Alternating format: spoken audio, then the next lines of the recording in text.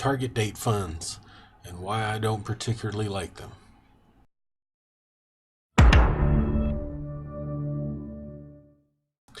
So, a target date fund, for those who don't know, is I would call it a fund of funds that over time, over your lifetime, progressively become more conservative as you age. So when you're younger, there's a large proportion to stocks, and as you get older, it sells off those equities and gets you a bigger proportion into bonds and treasury notes and things of that nature.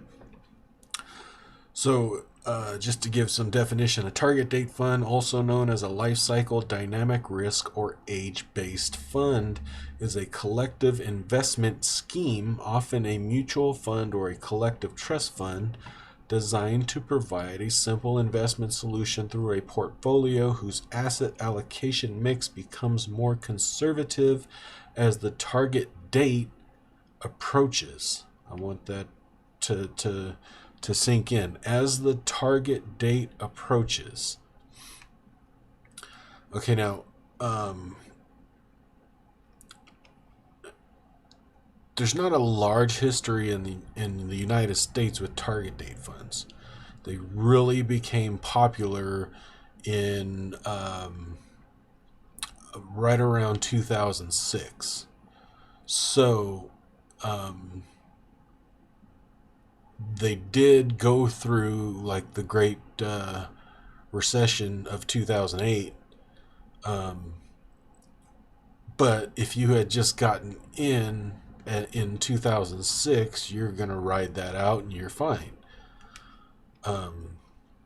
So just to give you a little illustration of how these target date funds work, here's a glide path. So I hope I'm not in the way of this, but down here you have your years to target date. Usually there's a 45-year, or not usually, typically you got about 45 years of investing time.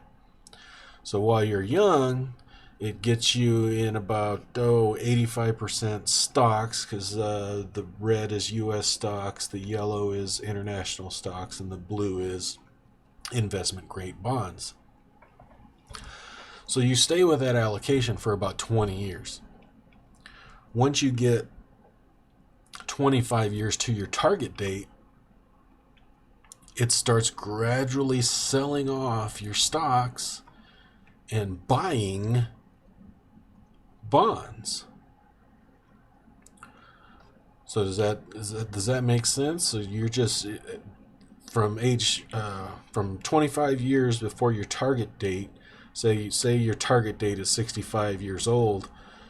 So from age 40 to age 65, you're literally selling off stocks, buying bonds.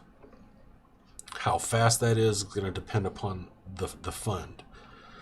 But because we have such a short timeline of history on these, I haven't seen any studies about, during this transition, what happens when you sell into a down market.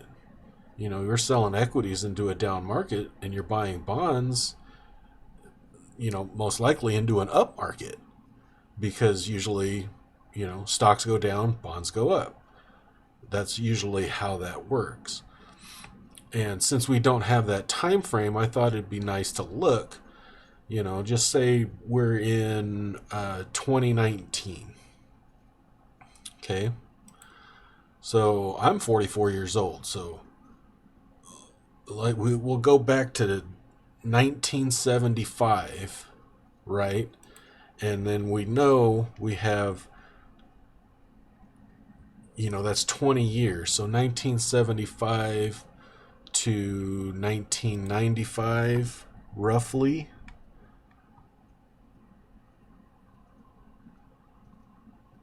Or is it 25 years? let's say 25 years. Here's the issue. If it's 25 years, if you're born in 1975, 25 years, that'll put you on the year 2000, correct? Okay. So in the year 2000, look what happens. So you start selling equities. So, you know, you've had this run up, which is great. But then in year 2000, you start selling equities. But well, look what happens to the market. It goes down. Then 2001, you sell more equities, sell more stocks. It goes down. 2002 comes along. You sell more equities, and it's still going down.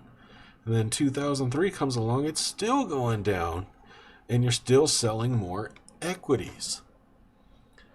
Now, no one's had, because I haven't seen anything, is what did that 3-year effect have on your portfolio returns?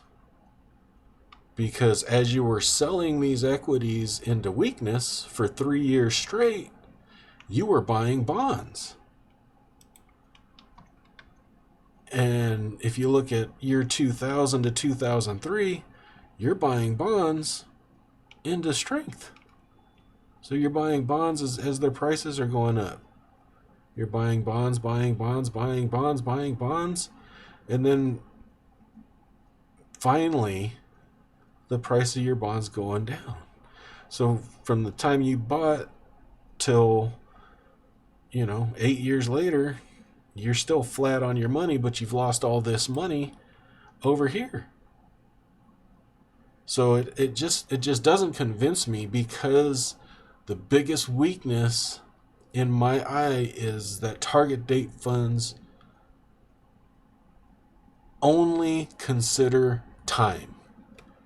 There's nothing else. It doesn't matter if you had a 50% drop for the next 3 years. The rule based on time and age only is going to sell your stocks regardless of what the market is doing. And I think that's the biggest weakness for target date funds. And I don't think we have enough studies, at least that I've found, that warrant, or that study things, markets like this and target date funds. Like, what do you do with that, and what effect did that have on your portfolio? I'd much prefer, target date funds are great if you have absolutely zero interest, I mean none, in taking care of your portfolio. You